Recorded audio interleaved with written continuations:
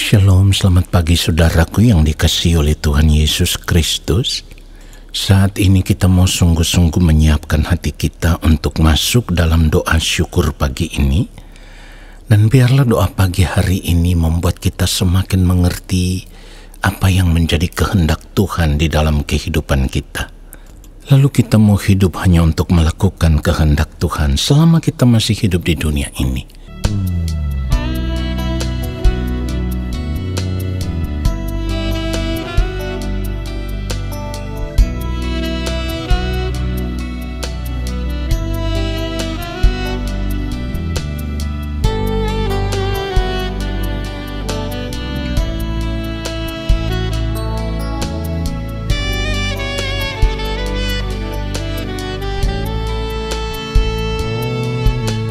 Ku mau hidup kudus seperti Yesus, menjadi sempurna seperti yang Bapa inginkan.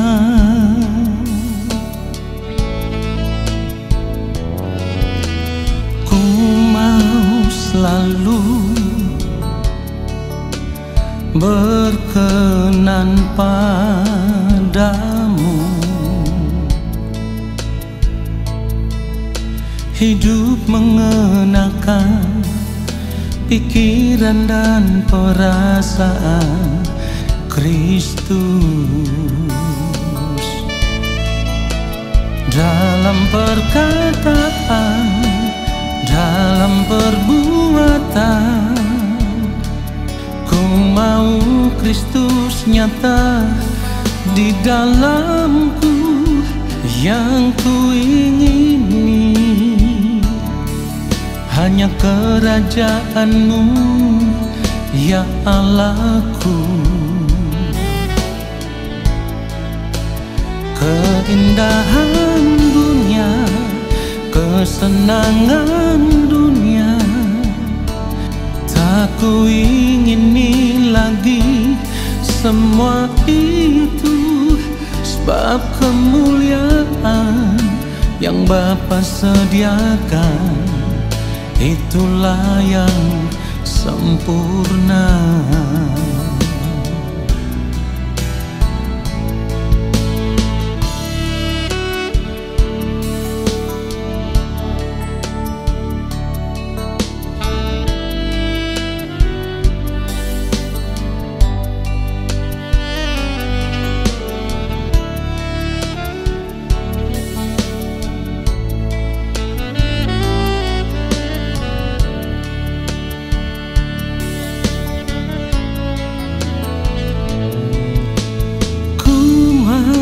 Selalu berkenan padamu, hidup mengenakan pikiran dan perasaan Kristus, dalam perkataan, dalam perbuatan. Ku mau Kristus nyata di dalamku, yang ku ingini hanya kerajaan-Mu, ya Allahku. Keindahan dunia, kesenangan dunia, tak ku ingini lagi semua itu, sebab kemuliaan yang Bapa sediakan, itulah yang sempurna. Oh, dalam perkataan, dalam perbuatan,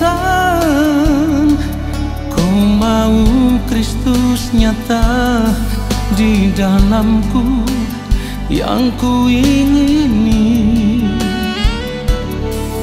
hanya kerajaan-Mu, ya Allahku. Keindahan dunia, kesenangan dunia, tak ku ingini lagi semua itu, sebab kemuliaan yang Bapa sediakan, itulah yang sempurna. Itulah yang sempurna.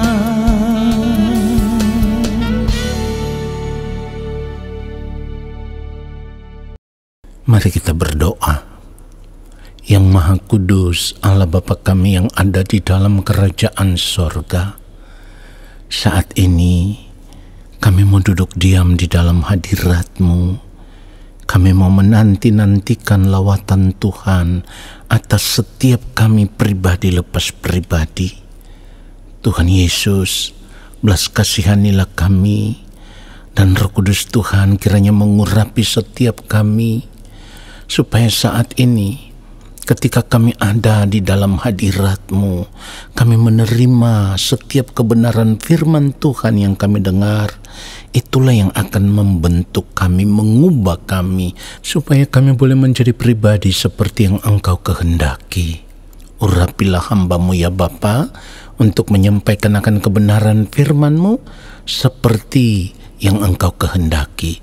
Dan firman-Mu itulah yang memberkati setiap kami yang mendengarkan saat ini. Di dalam nama Tuhan Yesus Kristus, kami sambut firman Tuhan saat ini. Amin. Saudaraku yang dikasihi oleh Tuhan Yesus Kristus, satu hal yang harus benar-benar kita sadari ketika kita hidup sebagai orang percaya, ketika kita berada di dalam Kristus, atau ketika kita mengikut Kristus, itu artinya kita sudah tidak boleh membiarkan diri kita, membiarkan hati kita, membiarkan hidup kita terikat dengan apapun yang merupakan kesenangan-kesenangan hidup, kesenangan-kesenangan diri, hawa nafsu diri, keinginan diri, bahkan segala sesuatu yang kita miliki. Semuanya itu tidak boleh mengikat kehidupan kita. Dengar ini saudaraku, orang percaya atau orang Kristen yang berkata berada di dalam Kristus atau mengikut Kristus, berarti ia harus melepaskan diri dari segala sesuatu yang adalah miliknya. Apapun itu, perhatikan itu saudaraku, kita harus melepaskan diri dari segala sesuatu. Ini harga yang harus kita bayar ketika kita hidup sebagai orang percaya yang berada di dalam Kristus. Kalau kita tidak mau melepaskan diri kita dari keterikatan dengan apapun, segala sesuatu yang menjadi milik kita, kalau kita tidak melepaskan itu, firman Tuhan katakan kita tidak dapat menjadi murid Tuhan. Perhatikan itu saudaraku. Di dalam Lukas 14, kalau kita membaca ayat 33, firman Tuhan katakan dengan tegas, demikian pula lah tiap-tiap orang di antara kamu yang tidak melepaskan dirinya dari segala miliknya. Perhatikan, saya ulang sekali lagi, yang tidak melepaskan dirinya dari segala miliknya tidak dapat menjadi muridku. Saudara, dengar baik. Ini adalah perkataan yang mulia Tuhan Yesus Kristus. Nah, apapun yang dikatakan oleh kebenaran firman Tuhan, itu harus kita turuti. Jadi kalau saat ini kita masih membiarkan hidup kita terikat dengan segala sesuatu yang menjadi milik kita, yang kita anggap itu menyukakan hati kita, menyenangkan hati kita, itu mendatangkan kebahagiaan bagi kita, saudaraku, kita tidak bisa diajar oleh Tuhan. Kita tidak bisa dibentuk oleh Tuhan. Kita harus berani membayar harga untuk melepaskan diri kita dari segala keterikatan dengan apa yang kita miliki.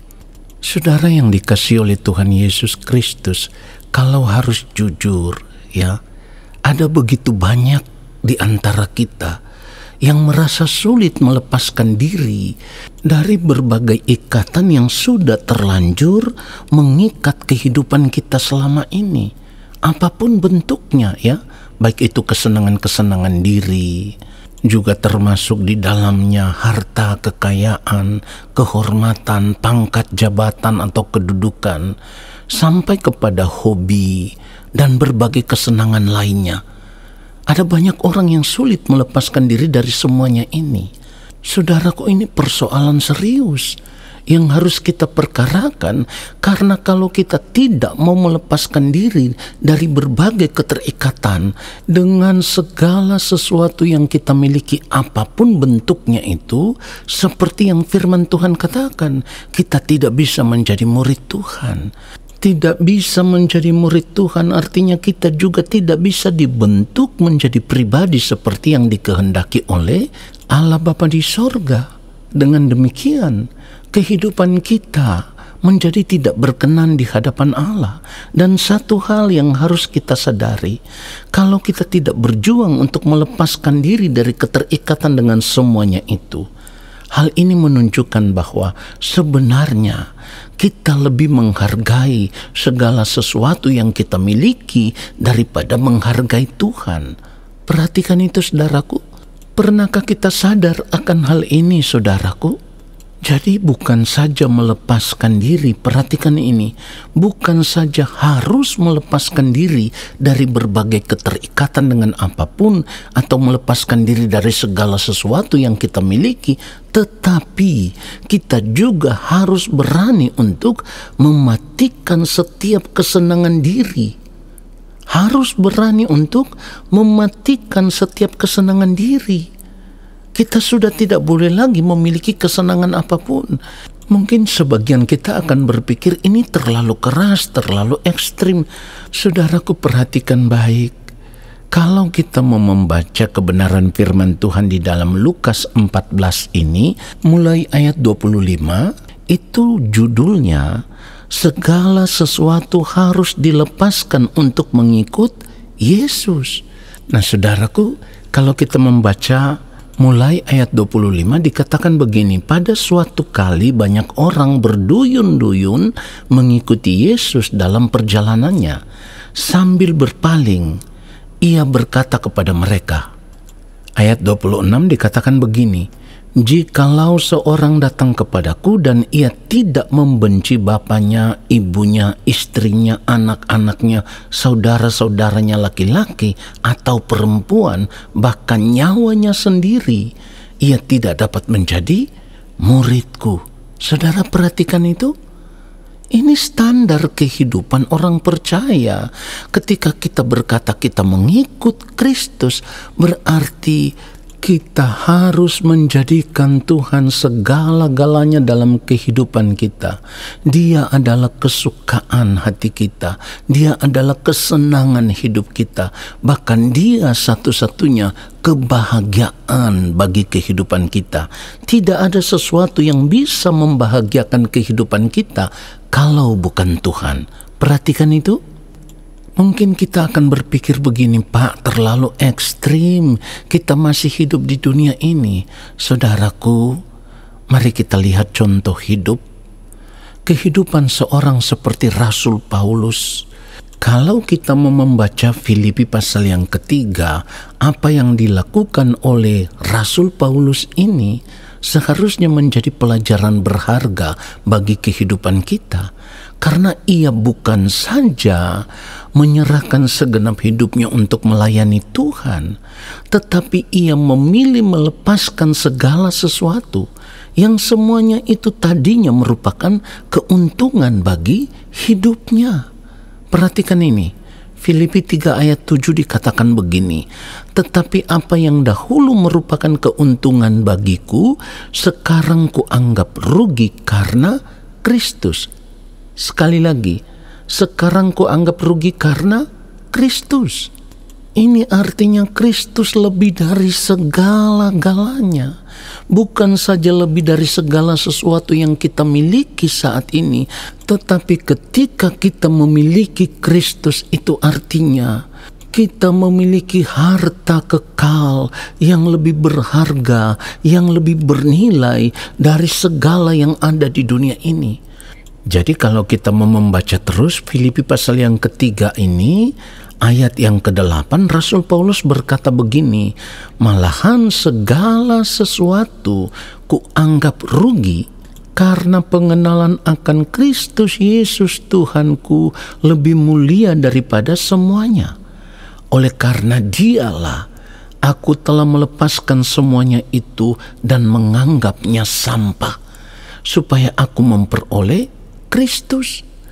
Jadi kalau kita masih mengikatkan diri kita dengan segala sesuatu yang kita miliki, dengan kesenangan-kesenangan diri, dengan kesenangan-kesenangan hidup yang ingin kita nikmati, maka kita tidak akan pernah memperoleh Kristus. Dengar ini, orang percaya yang tidak memperoleh Kristus di dalam hidupnya, dengan kata lain, orang percaya yang hidupnya tidak ditemukan serupa dengan Kristus, maka ia tidak akan memperoleh hidup yang kekal. Kenapa demikian? Karena memang kita dipanggil untuk menjadi serupa dengan Kristus. Roma pasal 8 ayat 29 firman Tuhan katakan dengan jelas, sebab semua orang yang dipilihnya dari semula, mereka juga ditentukannya dari semula untuk menjadi serupa dengan gambaran anaknya, supaya ia, anaknya itu menjadi yang sulung di antara banyak saudara.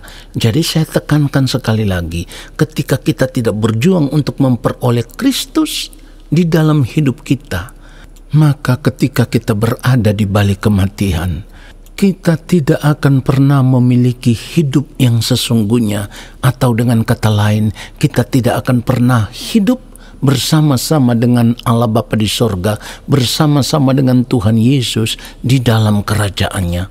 Seorang seperti Rasul Paulus berani untuk melepaskan semuanya itu demi memperoleh Kristus. Ini contoh hidup yang seharusnya menyadarkan kita. Kalau kita tidak mau, Tuhan tidak memaksa, tetapi kita juga tidak akan diterima di dalam kerajaan sorga. Perhatikan ini saudaraku, kita tidak bisa bersandar kepada harta kekayaan yang kita miliki. Firman Tuhan katakan begini, Amsal 11 ayat 4 dikatakan, pada hari kemurkaan, saya ulang, pada hari kemurkaan, harta tidak berguna, tetapi kebenaran melepaskan orang dari maut. Jadi kalau kita tidak memperoleh Kristus selama kita masih hidup di dunia ini, itu berarti kita tidak hidup di dalam kebenaran. Biarlah kebenaran firman Tuhan ini menyadarkan kita semua, lalu kita mau berubah, melepaskan diri dari segala keterikatan, dan kita mau memilih mengenakan hidup Kristus di dalam kehidupan kita, supaya semakin hari kita akan terlihat semakin serupa dengan Kristus. Hidup kita boleh dipandang berkenan di hadapan Allah Bapa di sorga. Tuhan Yesus memberkati kita semua. Amin. Mari kita berdoa saudaraku. Kami bersyukur untuk firman-Mu yang terus menyadarkan kami, firman-Mu yang terus menegur kami untuk memperhatikan cara hidup kami yang salah selama ini ya Tuhan. Maafkan kami, ampuni kami dari semua ketidaktepatan hidup kami selama ini, di mana kami masih sering membiarkan diri kami, hati kami, pikiran kami, bahkan segenap hidup kami untuk terikat dengan berbagai kesenangan-kesenangan diri, dengan berbagai kesenangan hidup yang ingin kami nikmati. Ampunilah kami ya Bapa. Kami mau mengambil keputusan untuk berubah saat ini dan menyerahkan segenap hidup kami di dalam tangan Bapa di sorga. Terima kasih Bapa untuk firman-Mu yang sudah memberkati kami. Saatnya kami mengangkat tangan dan kami percaya Bapa akan menurunkan tangan dan memberkati kami.